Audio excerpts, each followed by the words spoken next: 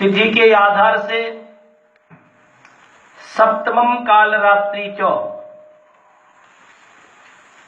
मां भगवती आज की आराध्या देवी काल रात्रि हैं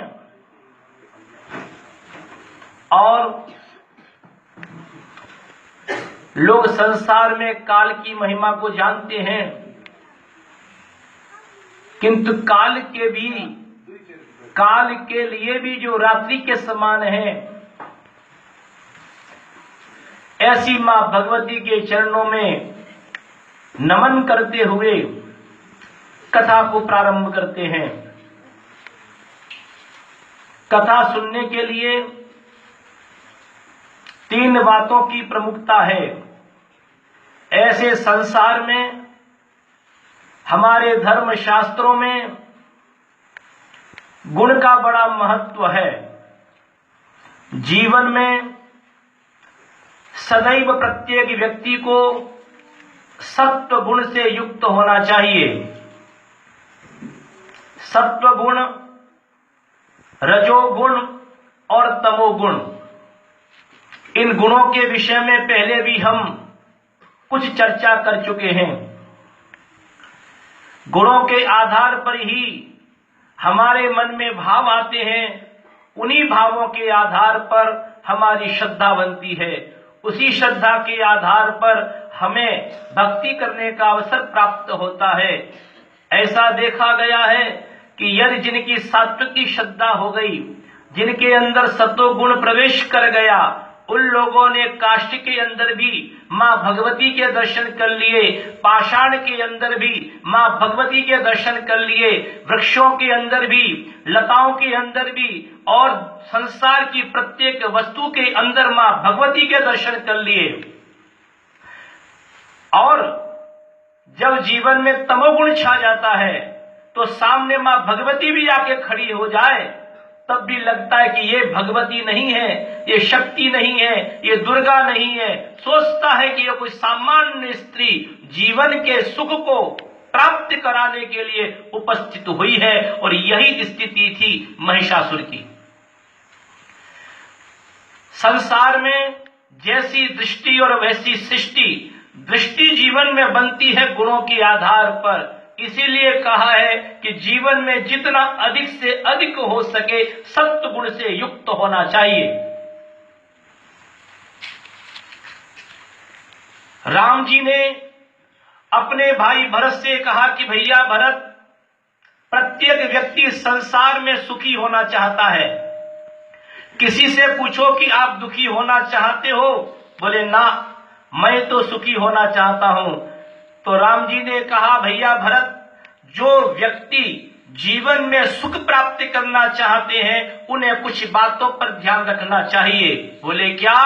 भैया उपदेश करो, कौन सी ऐसी बातें हैं जो मैं जीवन में उतारूं? उन्होंने कहा, परस्त्री मातेव,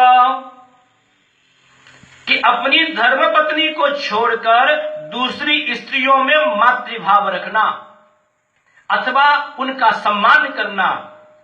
संसार में स्त्री के कई रूप हैं। स्त्री मां होती है, स्त्री बहन होती है, स्त्री बेटी होती है। अतः इस प्रकार के पूज्य भाव, जैसे मां के प्रति पूज्य भाव होता है, बहन के प्रति पूज्य भाव होता है, बेटी के प्रति पूज्य भाव होता है, ऐसे सुंदर भावों से युक्त होना चाहिए। और यदि कोई दूसरा भाव रखना है तो केवल अपनी धर्मपत्नी के प्रति। ये प्रसन्नता के चिन्ह है, जो जीवन में प्रसन्न रहना चाहता है। परस्त्री मातेव क्वचिदपि न लोभ परधने, और कभी भी दूसरे के धन को प्राप्त करने के लिए जीवन में लोभ नहीं करना चाहिए। कई लोग कभी कभी ऐसे कार्य कर बैठते हैं, सोचते हैं कि मैं सुखी हो जाऊंगा, दूसरे के धन को हड़प लूं। बोले ना, जो तुम्हारा अधिकार है, जो तुम्हारे अधिकार में आता है, उतना ही धन जीवन में लेना और दूसरे के धन से सुख पाने की आशा ये छोड़ देना। कभी भी आपको दूसरे के धन से, अनैतिकता से, कभी ऐसे धन से जीवन में सुख प्राप्त नहीं होगा।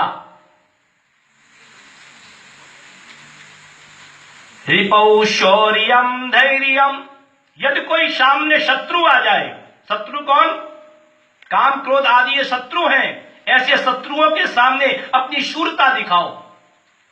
शूरता मत दिखाओ छोटे छोटे लोगों पर। यदि शूरता दिखानी है तो काम को जीत के दिखाओ, क्रोध को जीत के दिखाओ, लोभ को जीत के दिखाओ, मोह को जीत के दिखाओ, द्वेष को जीत के दिखाओ, ईर्ष्या को जीत के दिखाओ, तो मालूम पड़े रिपौ शौर्यम धैर्यम विपत्ति। जीवन में यदि विपत्ति भी आ जाए भैया भरत, तो धैर्य कभी मत छोड़ना, क्योंकि धैर्य रखने से धीरे धीरे विपत्ति चली जाती है। और विनय संपत्ति ही, और जब जीवन में संपत्ति की प्राप्ति हो जाए तो क्या करना है? हमेशा विनम्रता होनी चाहिए। संपत्ति आने पर अहंकार का जन्म न हो, घमंड न हो, और विनम्र होता चला जाए। जब वृक्ष पर बहुत से फल आ जाते हैं तो वृक्ष अपनी गर्दन ऊंचा नहीं करता, वृक्ष जब फलों से लद जाता है तो झुक जाता है। उसी प्रकार यदि आपके जीवन में संपत्ति आए तो आप ऐसे ऊंचा सिर न करें, झुक के रहें, विनम्रता से रहें। और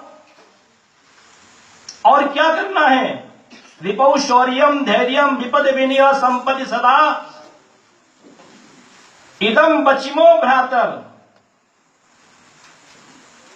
हे भैया भरत, ये जो बातें मैंने बताई हैं, इन बातों को यदि जीवन में व्यक्ति अपनाएगा तो निश्चित रूप से जीवन में उसे प्रसन्नता की प्राप्ति होगी।